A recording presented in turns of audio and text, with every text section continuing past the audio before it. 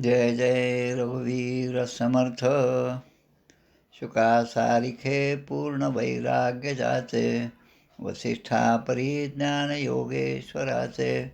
कवी वाल्मिका सारिखा मान्य ऐसा, नमस्कार माझा सद्गुरु रामदासा. श्रीराम. मला वाटते अंतरी त्वा वसावे, तुझ्या दासबोधासी त्वा बोध व्हावे. अपत्यापरी पाववी प्रेमग्रासा, महाराज या सद्गुरु रामदासा. जय जय रघुवीर समर्थ. श्रीकृष्ण गोविंद हरे मुरारे, हे नाथ नारायण वासुदेव. प्रद्युम्न दामोदर विश्वनाथ, मुकुंद विष्णुर्भगवन् नमस्ते. सच्चिदानन्दरूपाय विश्वोत्पत्त्यादिहेतवे, तापत्रय विनाशाय श्रीकृष्णाय वयं नमः.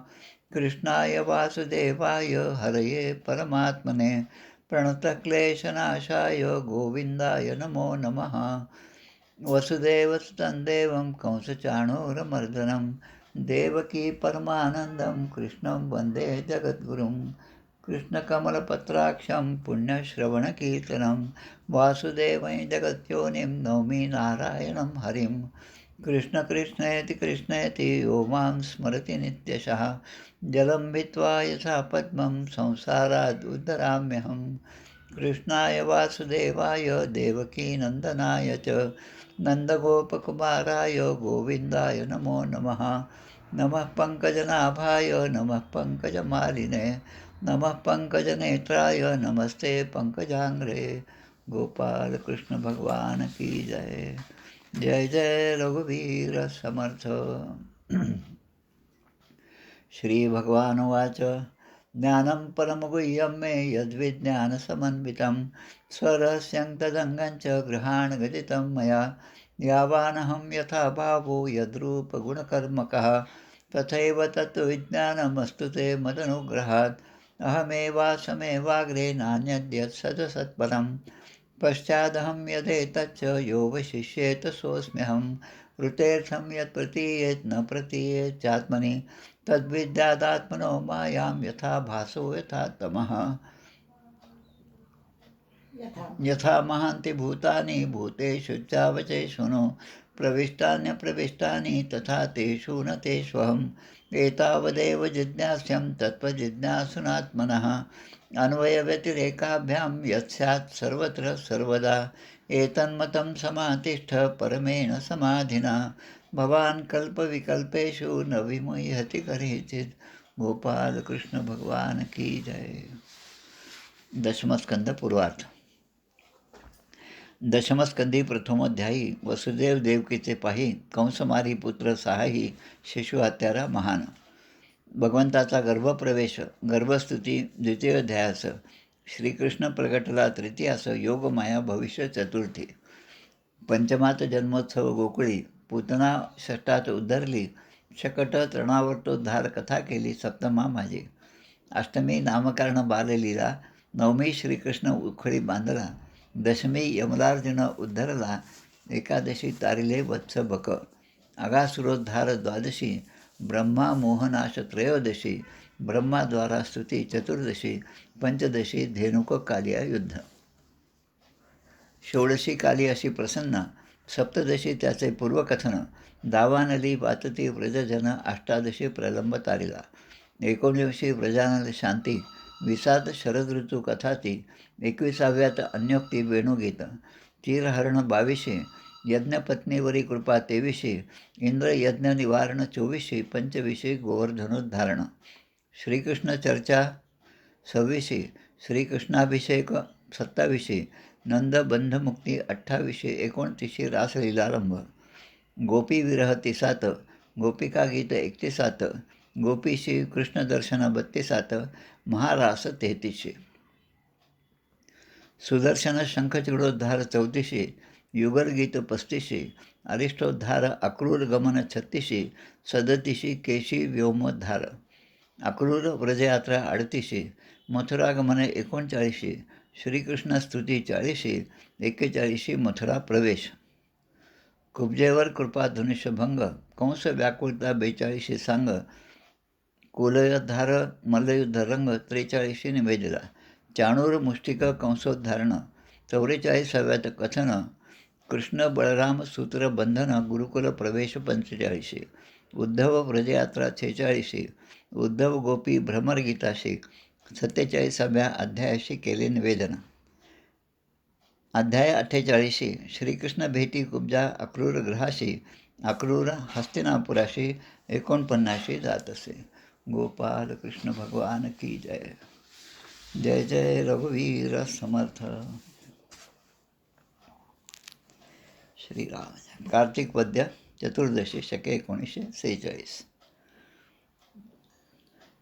दोन गोष्टीसाठी आजचा दिवस महत्त्वाचा. कार्तिक वद्य चतुर्दशी समर्थांच्या परंपरेतील श्री रघुनाथ स्वामी पसरणी मठाचे त्यांची आज पुण्यतिथी आहे. त्याचप्रमाणे आपल्या वाशिम जिल्ह्यातल्या लोणी येथील श्री क्षेत्र लोणी येथील श्री सखाराम महाराज यांचीसुद्धा पुण्यतिथी आहे. रघुनाथ स्वामी जे आहेत ते अगोदर होऊन गेले, शके 1693. त्यांचा जन्म 1609 शके आणि 1693ला त्याने देह ठेवला. त्यांची पोथीचं पारायण आपण केलं आणि दरवर्षी आपण याच काळामध्ये निदान एक तरी पारायण या दोन्ही पोथींचं करत असतो, रघुनाथ स्वामींचं आणि सखाराम महाराजांचं. रघुनाथ स्वामींच्या अध्यायामध्ये खूप छान गोडवा आहे, खूप सुंदर लिहिलेली अशी ती पोथी आहे. आणि काहीतरी जेव्हा आपण चाफळच्या रामाचं दर्शन घेतो, ही पोथी वाचल्यानंतर जेव्हा दर्शन घेतो तेव्हा त्या दर्शनाचा आनंद काही वेगळाच असतो. चाफळच्या रामाच्या मागे असणारा जो मूर्ती आहे तिचेसुद्धा दर्शन घेताना रघुनाथ स्वामींची जर आठवण झाली तर तोच मारुती आपल्याला वेगळ्या रूपात दिसतो. आणि सखाराम महाराज हे आपल्या लोणी क्षेत्रातले आहेत. त्यांचंसुद्धा अद्भुत असं चरित्र आहे. ग्रंथराज दासबोधामध्ये आजच माझ्या वाचनात एक ओवी आली. दशक 9 समास 7 विकल्प निरसन.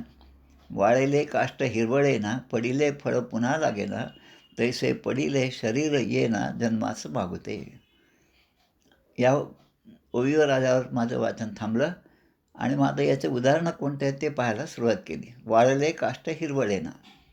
वाळलेलं झाडाचं लाकूड असेल तर त्याला पुन्हा पालवी फुटत नाही.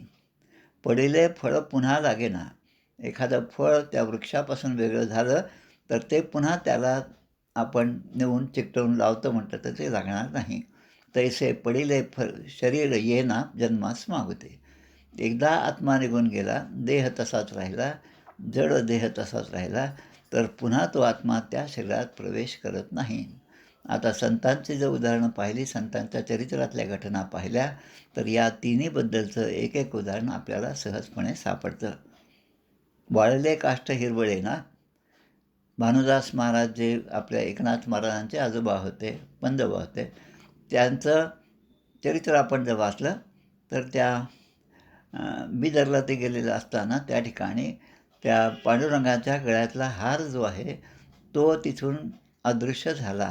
पुजाऱ्याने पाहिला की गळ्यात हार नाही. मग आता हार कोणी नेला, कोणी चोरला असे शोध घेतला. तेव्हा तो हार यांच्या गळ्यामध्ये येऊन पडला. हे त्यावेळेस नदीकाठी स्नानसंध्या करत होते. आणि मग शिपायाने त्यांना धरून नेलं आणि राजाने आदेश दिला, यांना सुळावर चढवा. आता सूळ जो आहे तो लाकडी असतो, टोकदार असतो, त्याच्यावर त्यांना चढवणं म्हणजे आता त्यांची हत्याच आहे. पण त्या सुळाला त्याच काळामध्ये पानं फुटायला सुरुवात झाली. वाळले काष्ट हिरवळेना म्हणजे बरोबर ह्या घटनेमध्ये याला आपण एक काय म्हणतो त्याला चमत्कार जो आहे तो भगवंताने त्या ठिकाणी दाखवला आणि त्यांची शिक्षा माफ झाली. आणि त्यांनीच पुढे ती पांडुरंगाची मूर्ती पंढरपुरामध्ये आणली. पंढरपुरात नाही, ती विजयी पांडुरंगाची मूर्ती त्यांनी पैठण क्षेत्रामध्ये आणली. पडिले फळ पुन्हा लागेला. सखाराम महाराजांच्या पोथीमध्ये महाराजांना जी सवय होती, आपले वडील बंधू जे आहेत त्यांच्या दुकानात ते बसायचे.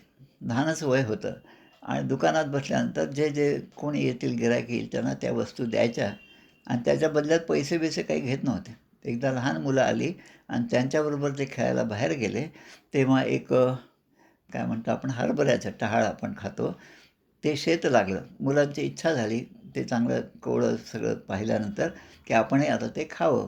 त्याने सगळी ती झाडं काही तोडली आणि त्या ठिकाणी बसून सगळी मुलं खायला लागली.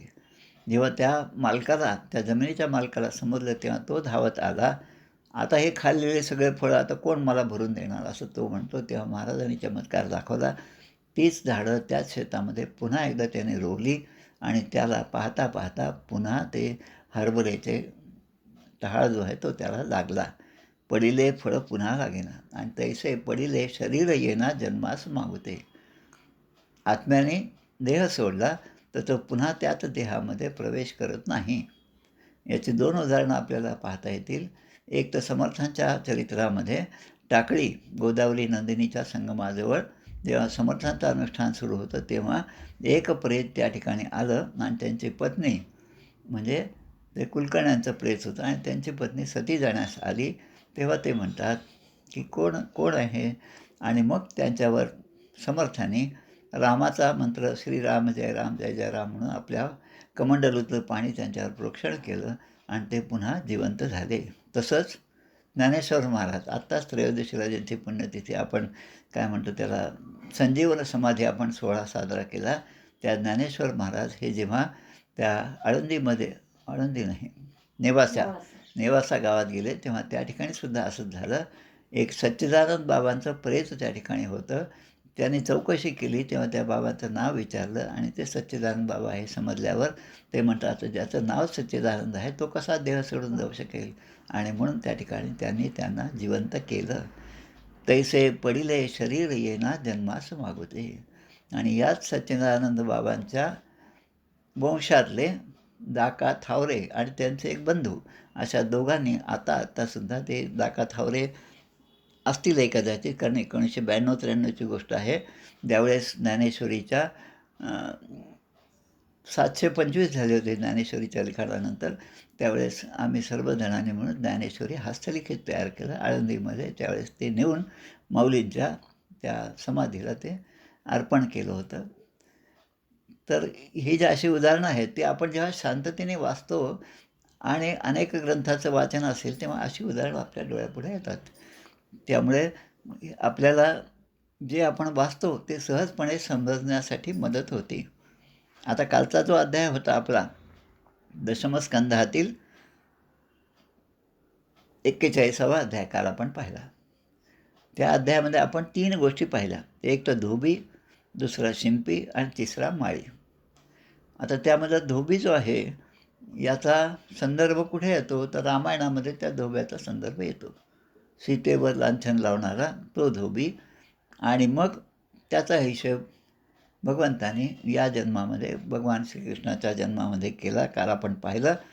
आणि याच धोब्याचा उद्धार आमच्या कारंजाच्या नरसिंह सरस्वती महाराजांनी पण केला. श्री गुरुचरित्रामध्ये 9व्या अध्यायामध्ये आणि 50व्या अध्यायामध्ये त्याची कथा येते. तो धोबी होता, रजक होता, पण रोज जेव्हा स्वामी त्या ठिकाणी भीमा अमरजा संगमावर स्नान करायला जायचं, तेव्हा तो येऊन दर्शन घ्यायचा. आणि रोज रोज त्याचा भक्तिभाव पाहून स्वामींच्या मनामध्ये आल्यावर, काय तुला काय पाहिजे? तेव्हा तो म्हणतो की या ठिकाणी संगमावर मी येतो, तेव्हा राजा इथे सगळ्या आपल्या वैभवासह त्या ठिकाणी स्नान करायला येतो. त्याला पाहून असं वाटतं की असं राजवैभव मला प्राप्त व्हावं. आणि मग स्वामी त्याला आशीर्वाद देतात, पुढील जन्मी तुला हे वैभव प्राप्त होईल. पण आत्तापर्यंत तू जे काही दुष्टकर्म, पापकर्म केलं असेल, त्याचा परिणाम म्हणून तुझा जन्म मात्र म्लेच्छ जातीमध्ये होईल. पुढे तोच बिदरचा राजा झाला. आणि मग ते म्हणतात की मग मला पुढच्या जन्मात जेव्हा होईल तेव्हा पण आपलं दर्शन होणार नाही. मग ते म्हणतात की तुला मी त्यावेळेस पुन्हा आठवण करून देईल. आता ही आठवण करण्याच्या निमित्ताने पुन्हा त्या राजाची कथा 50व्या अध्यायामध्ये येते. हा मुळामध्ये ग्रंथ आपण वाचावा. आता हे दिवसच आले आहे पहा, मार्गशीर्ष पौर्णिमेला ही सप्ताह जो आहे तो सप्ताहाचं वाचन सगळेजण करत असतात. पुढे शिंपी जे आहे ते शिंपीच्या ह्याच्यामध्ये आपण पाहिलं, त्यांनी सगळे वस्त्र जी लहान मोठे झाली होती ते सगळे त्यांनी व्यवस्थित करून दिली. त्याला आपण आल्टर म्हणतो आज. कपडे आल्टर करणं हे त्या श्रीकृष्णाच्या काळापासून मथुरेमध्ये ती प्रथा होती. त्याच जातीमध्ये जन्मलेले आमचे नामदेव महाराज. आणि नंतर माळीचं जे आहे त्यामध्ये आपण सावदाबुवांचं पण स्मरण काल आपण केलं होतं. आता आजच्या अध्यायामध्ये कुब्जेवर कृपा, धनुष्यभंग आणि कंसाची भीती हा भाग आपल्याला पाहायचा आहे. शुकदेव परीक्षिती राजाला सांगत आहेत, अथ व्रजन राजपथेन माधवः स्त्रियं ग्रहितांक विलेप भाजनां विलोक्य कुब्जा युवतीं वराननां पप्रच्छयांतीं प्रहसन रसप्रदाः. भगवान श्रीकृष्ण त्या राजमार्गावरून त्या मथुरेमध्ये चालत आहेत आणि त्यामध्ये त्यांना ती कुब्जा त्रिवक्रा असलेली 3 ठिकाणी वाकडी असलेली ती दिसली. आता ते दिसायला खूप सुंदर होती, सगळं होतं, पण शरीराने मात्र ती 3 ठिकाणी वाकडी होती. हातामध्ये उठण्याचा डबा होता. आजच्या भाषेमध्ये काय म्हणतो आपण, प्रसाधन, सौंदर्य प्रसाधनाचं सगळं सामान होतं आणि ती घेऊन चालली होती कंस राजाकडे. कंसाची दासी होती आणि रोज कंसाला हे सगळे लेप लावणे, ते तयार करून नेणे हे काम तिचं होतं. तिला पाहून भगवान श्रीकृष्ण हसत हसत तिच्याशी बोलले, का त्वं वरोर वेदतू हानुलेपनम कस्यांगने वा कथयस्य साधूनः. तू कोण आहेस आणि हे सगळं प्रसाधनं सौंदर्याचे घेऊन कुठे चालली आहेस ते आम्हाला नीट सांग. तेव्हा ती बाई म्हणते, त्रिवक्रा म्हणते की राजाची मी दासी आहे, त्रिवक्रा नावाची आहे आणि उठणे लावण्याचं काम माझ्याकडे आहे. मी हे घेऊन कंसाकडे जात आहे. आणि मग ते म्हणतात, रूप पेशल माधुर्य हसिता आलाप वीक्षितही. तिच्याकडे पाहिल्यानंतर भगवंताचे सौंदर्य आता ती पाहती, आपण एवढे त्रिवक्र आहोत आणि भगवंताच्या सौंदर्याकडे पाहिल्यावर भगवंताचं सौंदर्य, त्याची कोमलता, पेशल म्हणजे कोमलता, मधुरता, मंद हास्य, प्रेमालाप आणि त्यांचं पाहणं, दृष्टी हे आहे.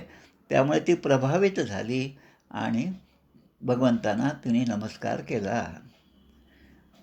आणि आता भगवंताचं सगळं शरीर जे आहे ते खेळामधनं आले होते, व्रजामधनं आले होते, ते जसा अवतार होता तसेच ते होते. तिने त्यांच्या अंगाला उटणे लावले आणि त्यामुळे ते अधिकच सुंदर दिसू लागले.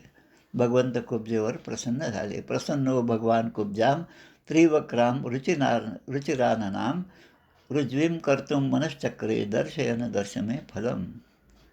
भगवंताने तिच्यावर प्रसन्न होऊन आपल्या पायाने तिची पावलं जी आहेत ते खाली दाबले, त्यावर आपला पाय ठेवला आणि आपल्या 2 बोटांनी तिची हनवटी, म्हणजे असं त्या हनवटीच्या खाली त्याने 2 बोटं लावली भगवंतानी आणि थोडासा धक्का दिल्यासारखं केलं आणि त्याबरोबर तिचं ते वक्र जे शरीर झालं होतं ते सगळं पुन्हा पूर्ववत सुंदर असं झालं. रूप, गुण आणि औदार्याने संपन्न अशी ती झाली. आता ती म्हणते, आता माझ्यावर तुम्ही कृपा केली, आता माझं एक म्हणणं आहे, एही वीरग्रहम यामो न त्वां त्यक्तुम सहे, की आपण आमच्या घरी यावं, माझ्या घरी यावं आणि आम्हाला त्यावेळेस आशीर्वाद द्यावा, कारण माझे चित्त आता आपल्या ठिकाणी विलीन झालेलं आहे. तुमच्याशिवाय आता माझ्या मनामध्ये कुठलाही विचार नाही. आणि बलराम पण बरोबर होते. तेव्हा ते म्हणतात, एष्यामी ते ग्रहम सुभ्रुः, की तुझ्या घरी तर आम्ही नक्कीच येऊ म्हणे, पण ज्या कामासाठी मी आलो आहे ते काम आधी मी करणार आणि मग तुझ्याकडे येईल. आणि कोणतं काम होतं तर ते कंसाचे भेट घेणं आणि कंसासारख्या दुष्टाचं हनन करणं. आता बाजारपेठेमधून हे चाललेले असताना वाणिक पथही बाजारपेठेतून जात होते. सगळेजण त्यांच्याकडे पाहत होते. अनेक जण अनेक भेटवस्तू त्यांना आणून देत होते, नजराणे देत होते, त्यांचे पूजन करत होते. असं करता करता ही सगळी मंडळी धनुष्ययज्ञ ज्या ठिकाणी मांडलेला होता त्या ठिकाणी जाऊन पोचले. आता कंसाचे तो क्रीडाक्षेत्र होतं. अनेक सैनिक लष्कर त्या ठिकाणी उभं होतं आणि भगवंतांनी त्या ठिकाणी जाऊन पोचले आणि त्या धनुष्याला हात लावायचा विचार केला. तेवढ्यात सगळेजण धावत आले आणि त्यानं ते थांबवलं. पण भगवंताने कुठल्याही प्रकारचा म्हणजे काय भीती न बाळगता सहजपणे ते धनुष्य जे आहे ते उचललं. बळजबरीनेच ते उचललं. करेण वामेन सलील मृद्भुतम सच्चम च कृत्वा निमिषेण पश्यताम. निमिष म्हणजे अगदी क्षणार्धात डाव्या हातानेच ते उचललं. आता यांना डाव्या हाताने उचलायची खूप सवय होती भगवान श्रीकृष्णांना. जो गोवर्धन पर्वत होता तो डाव्या हाताच्या करंगळीवरच उचलला होता. तसंच या ठिकाणी उचलला आणि यथेक्षु दंडम मदकर्युर उरुक्रमः. जसा उन्मत्त झालेला हत्ती ऊसाच्या शेतामध्ये घुसल्यानंतर तो जसा ऊस मोडून टाकतो आपल्या शक्तीने, तसं भगवंताने ते धनुष्य मधोमध मोडले. आता ते एवढं मोठं धनुष्य आणि यांचं वय पाहिलं तर 10-11 वर्षाचं, आणि त्यामुळे खूप जोराचा त्या ठिकाणी आवाज झाला. कंसस्त्रासम उपागतम. आणि कंसाच्याकडे ही बातमी गेली. साथीदार जे होते त्याने जाऊन सांगितले. आततान दुरभिप्रायान विलोक्य बलकेशवहू. आता याचा दुष्ट हेतू जो आहे तो यांच्या लक्षात आला. बलराम आणि श्रीकृष्ण ते त्या सैनिकावर सुद्धा रागावले आणि तो जो धनुष्य आहे ते तुटलेलं धनुष्य त्याचे 2 भाग घेऊन आपल्या हातामध्ये त्यांनी ते शस्त्रासारखे धारण केले. आणि जे सैन्य यांच्यावर चालून आलं त्या सैन्याचा सुद्धा त्यांनी संहार केला आणि यज्ञशाळेच्या मुख्य दरवाजातून ते आतमध्ये प्रवेश केला त्यांनी. बलंत कंस प्रहितम हत्वा शाला मुखा ततः.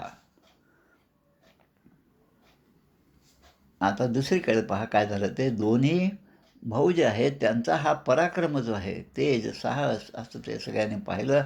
तेव्हा हे कोणीतरी श्रेष्ठ देवताच आहेत, अलौकिक अशी शक्ती यांच्याकडे आहे.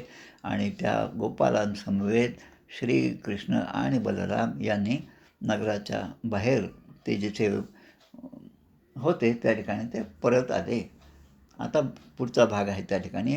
नंतर रामकृष्णांनी आल्यानंतर हात पाय धुतले आणि दुधाची खीर वगैरे प्राशन केलं. रात्रीचं भोजन त्या ठिकाणी त्यांचं झालं, कारण हे गावाच्या बाहेर राहिलेत. अजून कंसाकडे जायची वेळ उद्याची आहे आणि म्हणून कंसाचे मनोगत जाणून घेण्यासाठी ते तिथेच रात्री आराम करत राहिले.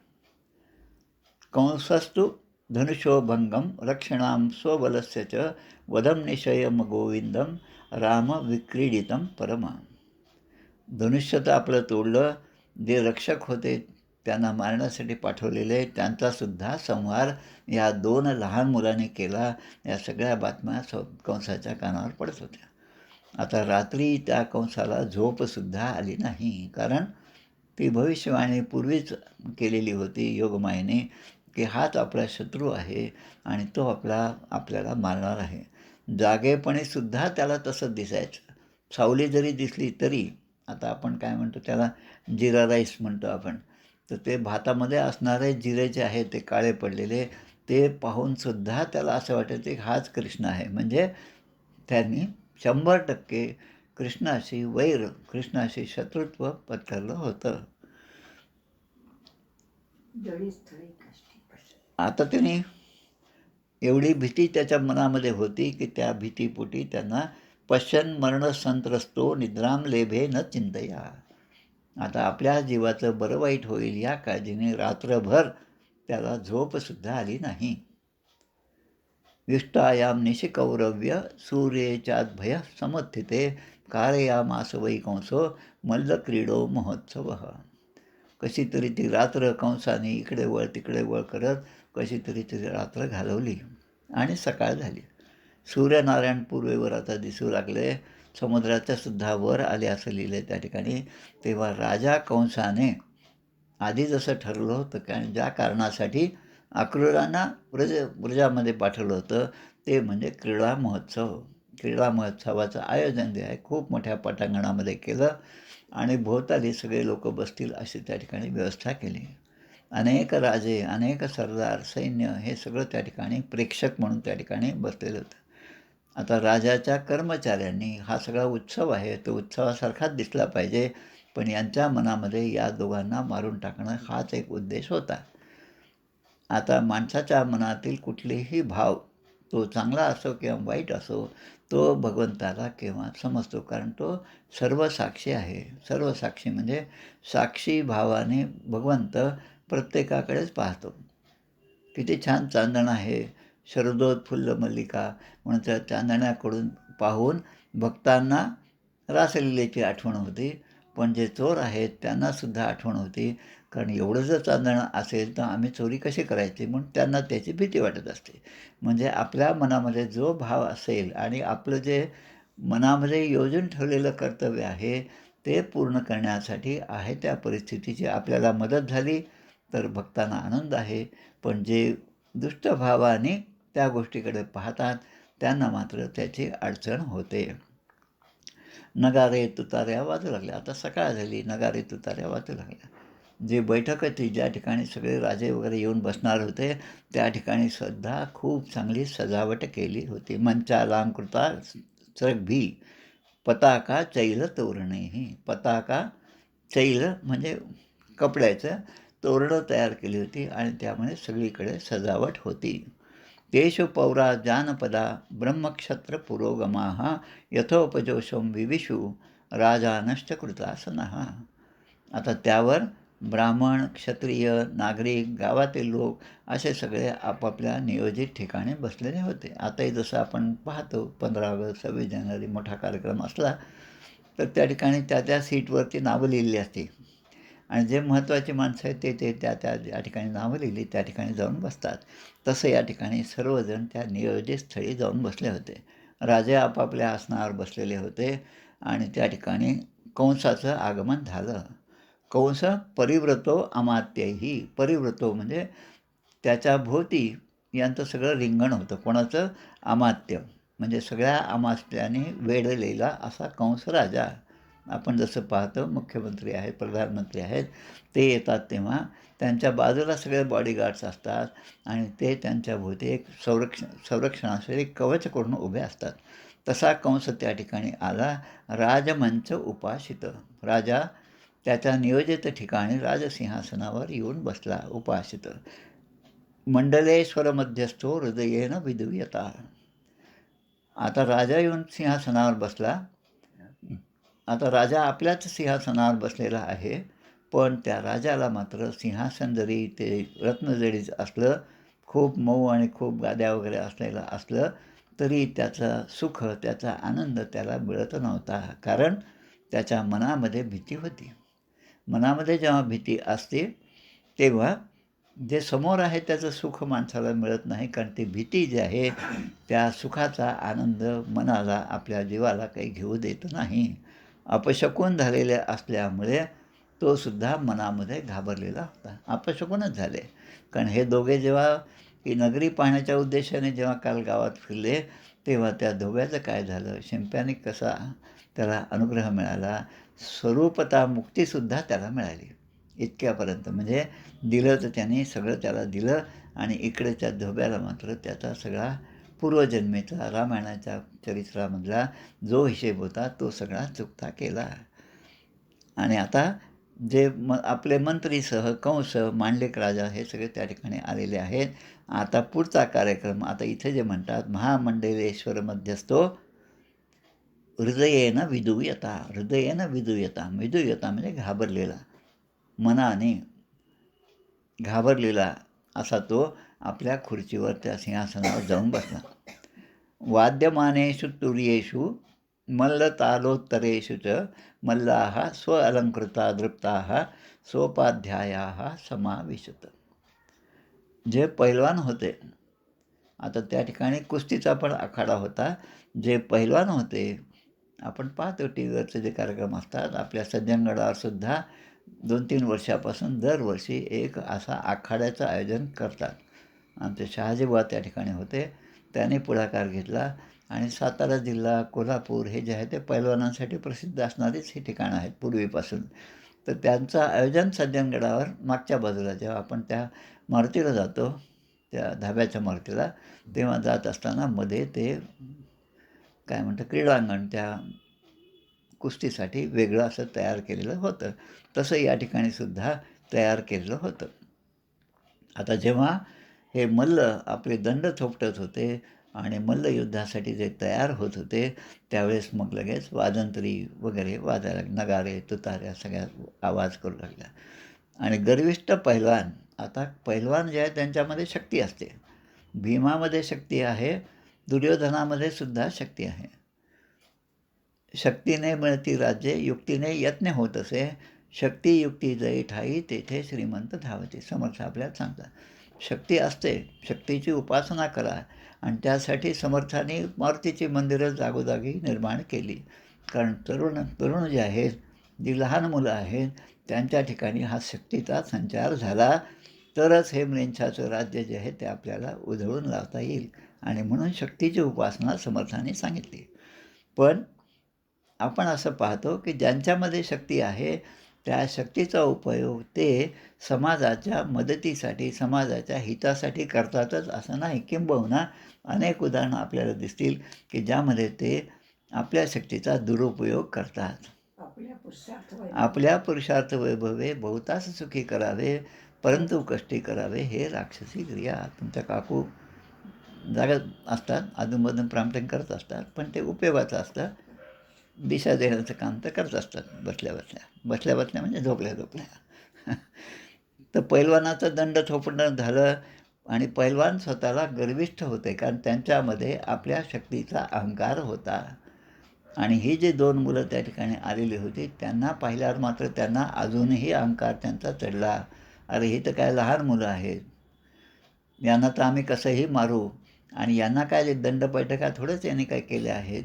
पण त्यांना काय माहिती की भगवंताचं वैभव जे आहे, भगवान षडैश्वर्य संपन्न असं ते भगवंत आहेत आणि त्यांच्या ठिकाणचं हे बल, ओज, शक्ती याचा त्यांना अंदाज नसता. कारण ते पहिलवान जे असतात ते आपण म्हणतो ते घुटण्यामध्ये त्यांची बुद्धी असते. म्हणजे ती बुद्धी त्या जागेवर नसती. बुद्धीमुळे ते एका वेगळ्याच जगामध्ये वावरत असतात. समोरचा माणूस तुच्छ आहे असं म्हणून ते त्याच्याकडे नेहमीच पाहत असतात. आणि ते आखाड्यामध्ये आपले जे गुरु आहेत, पैलवानांचे गुरु असतात, त्या गुरूंच्या बरोबर त्यांचा आशीर्वाद घेऊन त्या ठिकाणी ते प्रवेश करते झाले. आता कोण कोण होतं त्या ठिकाणी यांची यादी या ठिकाणी दिली आहे. त्यामध्ये होते चाणूर, मुष्टिकः, कूटः, शल, तोशल एवच. चाणूर आहे, मुष्टिक आहे, कूट आहे आणि शल आहे आणि तोशल आहे. स आसे दुरुपस्थानम वल्गुवाद्यप्रहर्षिताः. वल्गुवाद्यप्रहर्षिताः, वाद्यांच्या सुमधुर आवाजाने वाद्य वाजायला लागले आणि त्यामध्ये जसा तो वाद्यांचा एक एक ठोका असतो त्याप्रमाणे त्या पैलवानांच्या अंगामध्ये सुद्धा वीरश्री जे तिचा संचार होतो आणि ते उत्साहाने त्या ठिकाणी येऊन आखाड्यामध्ये ते पैलवान जे होते ते त्यांच्या नियोजित जागी येऊन पोहोचले. ते जाऊन बसले.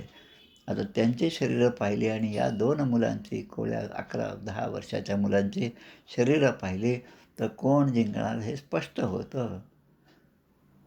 शक्तिसंपन्न जे आहेत ते शक्तिसंपन्न असणारेच जिंकतात. पण त्यांच्या मागे भगवंताचा आशीर्वाद असेल तरच ते जिंकतात. मी करता म्हणसी तेने तू कष्टी होसी, राम करता म्हणता पावसी, यश, कीर्ती आणि प्रताप. मी करता. अहंकार जो आहे तो माणसाचा मीपणा जो आहे तो वाढीस लावतो आणि तोच अहंकार आपण जर टाकून दिला तर आपण नम्र होतो. नम्र झाला भूता तेने कोंडिले अनंता. मग आता सगळे आपापल्या जागेवर बसलेले आहेत. नंद गोपादयो गोपाः. आता अक्रूराने येताना त्या व्रजामधून सगळ्यांनाच आमंत्रण दिलं कंसाच्या सांगण्याप्रमाणे. नंद जे आहेत, नंद बाबा जे आहेत ते सुद्धा या ठिकाणी आले होते. कारण त्यांनी निघताना आदल्या दिवशीच रात्री सगळ्यांना सांगितलं, सूचना दिल्या, तुमच्याकडे जे जे आहे ते सगळं छकड्यावर घाला, बैलगाडीमध्ये ठेवा आणि उद्या आपल्याला त्या मथुरेमध्ये जायचं आहे. तिथला जो उत्सव आहे, धनुष्याचा उत्सव असेल किंवा मल्लयुद्ध जे आहे ते सुद्धा जे असेल ते सगळं क्रीडांगण पाहण्यासाठी आपल्याला जायचं आहे. म्हणून सगळे आपापल्या तयारीने त्या ठिकाणी आले. भगवान श्रीकृष्ण आणि बलराम हे अक्रूराच्या रथामध्ये बसले आणि मध्येच रथ थांबवला. तो प्रसंग आपण काल पाहिला. त्यामुळे त्यांना इकडे पोचायला उशीर लागला. तसं पाहिलं तर या दोन्ही शहरांचं, आजच्या शहरांचं अंतर काही फार मोठं नाही. एका दिवसात 2दा येणं जाणं करू शकतो असं अंतर होतं. पण त्या काळामध्ये घनघोर असं ते वन असेल, जंगल असेल, त्यामुळे जाण्यासाठी वेळ लागत असेल. भगवान श्रीकृष्णानं तिकडे पोहोचेपर्यंत संध्याकाळ झाली. पण ही बाकीची मंडळी मात्र त्यांना कुठलाच अडथळा नव्हता म्हणून अगोदरच जाऊन पोहोचली होती. आणि आता या ठिकाणी सुद्धा ही सगळी मंडळी त्या ठिकाणी आलेली आहे. नंदगोपादयो गोपा भोजराज समाहुताः. भोजराज कंस, भोजवंश आहे. कंसाने बोलावलेले नंद इत्यादी गोप जे आहेत ते आपल्या राजाकडे जात असताना काहीतरी नजराणे घेऊन आलेले आहेत आणि ते सुद्धा ते नजराने घेऊन आपापल्या जागेवर बसलेले आहेत. आता प्रत्येकाच्या हातात काही ना काही राजाला देण्यासाठी मौल्यवान वस्तू असतील, दागिने असतील, फुलं असतील, हार असतील, ते सगळे घेऊन आलेले आहेत. निवेदितो यो पायनास्ते एकस्मिन् मंच आविशत, एकस्मिन् मंच आविशत. म्हणजे सगळे मिळून एकत्रपणे त्या मंचावर येऊन स्थानापन्न झाले. असा हा छोटासा अध्याय 38 श्लोक यामध्ये आहेत. या पूर्ण दशमस्कंदामध्ये मध्येच श्लोक 50च्याही वर आहेत आणि काही ठिकाणी 40 आहेत. 10-20 वगैरे असे अध्याय थोडेसे कमीच आहेत. त्यामुळे हा अध्याय या ठिकाणी समाप्त होतो. आता उद्याच्या म्हणजे पुढच्या आठवड्यात जो आहे, कवलया पीळ हा जो हत्ती आहे त्याचा उद्धार आणि प्रत्यक्ष आखाड्यामध्ये भगवंताचा प्रवेश, हा भाग आपल्याला पुढच्या आठवड्यामध्ये पाहायचा आहे. इति श्रीमद्भागवते महापुराणे पारमहंस्यां संहितायां दशमस्कंदे पूर्वार्धे मल्लरंगोपवर्णनं नाम 24विंशोऽध्यायः. श्रीकृष्णार्पणमस्तु. आजच्या या सखाराम महाराजांच्या आणि रघुनाथ स्वामींच्या पुण्यतिथीनिमित्त त्यांच्या चरणीसुद्धा आपण साष्टांग वंदन करूया. या दोन्ही पोथ्या ज्या आहेत त्यांचं वाचन प्रत्येकाने करावं असा माझा खूप मोठा आग्रह आहे. कारण दोन्ही पोथ्यांमधून आपल्याला खूप गोष्टी शिकायला मिळतात. लोणी तर आपल्यापासून जवळ आहे, अकोल्यापासून जवळ आहे, केव्हाही दर्शन घेता येतं. आणि तिकडे जर आपण सज्जनगडावर जात असू तर मध्ये जरा वाईपाशी थांबावं. वाईचं गणपतीचं मोठा गणपती त्या ठिकाणी आहे, त्याचं दर्शन घ्यावं. आणि तिथून जवळ असणारे 8-10 किलोमीटरवर असणारं पसरणी या मठामध्ये अवश्य जावं. या चरित्रामध्ये जे जे प्रसंग आहेत ते त्या पसरणी गावामध्ये जिथे जिथे घडले ते स्थळ पाहत असताना या पोथीची जरूर आठवण ठेवावी. तिथले मठपती म्हणजे आमचे गणेश बुवा ते आहेत, ते त्या ठिकाणी सगळं मार्गदर्शन करतात.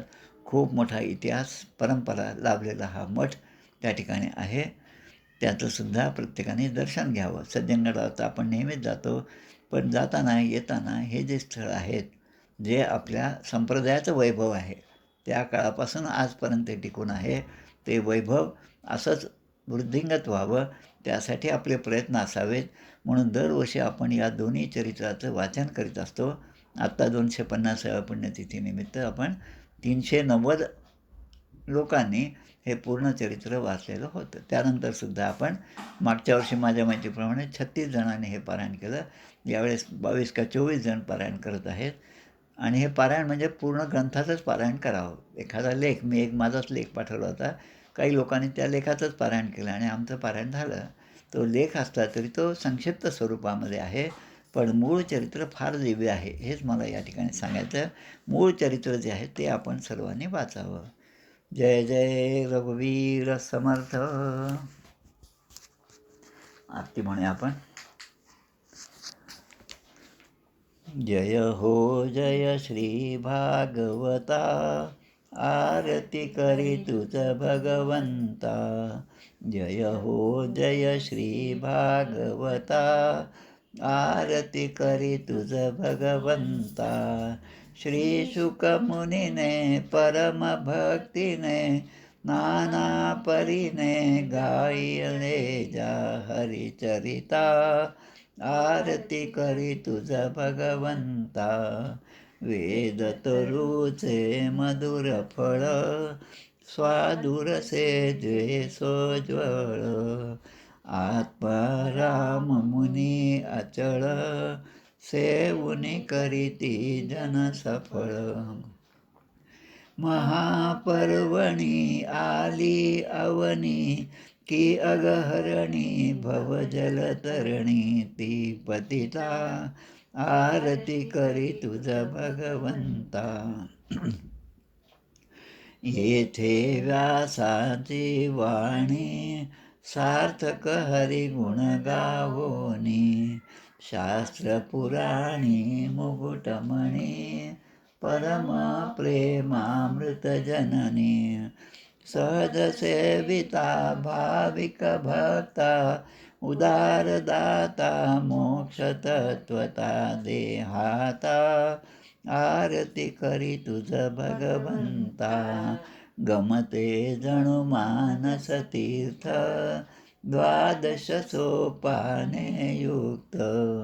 निर्मल भक्ती जले भरित विहरे हरिहंस चितेथ श्लोक सुकुमले संत अलिकुले सेवुनि रमले भान विसरले रस पिता आरती करी तुझ भगवंता अपार महिमा ग्रंथाचा वदवे ना कोणासाचा मेवा कविवर संताचा प्राणची कीर्तनकाराचा जणू बोधाचा स्वयंप्रभेचा द्वादश कळीचा रवी अंतरीचा तमहर्ता आरती करी तुझ भगवंता ग्रंथ नवे हा श्रीकृष्ण गीते वेधी मन पूर्ण अनन्य होता या शरण खचित टळे जन्म मरण त्रितापदाती चिरये शांती नाथ ही वदती रामपदी ठेवी माथा आरती करी तुझ भगवंता जय हो जय श्री भागवता आरती करी तुझ भगवंता गोपाल कृष्ण भगवान की जय जय जय रघुवीर समर्थ श्रीराम जय राम जय जय राम.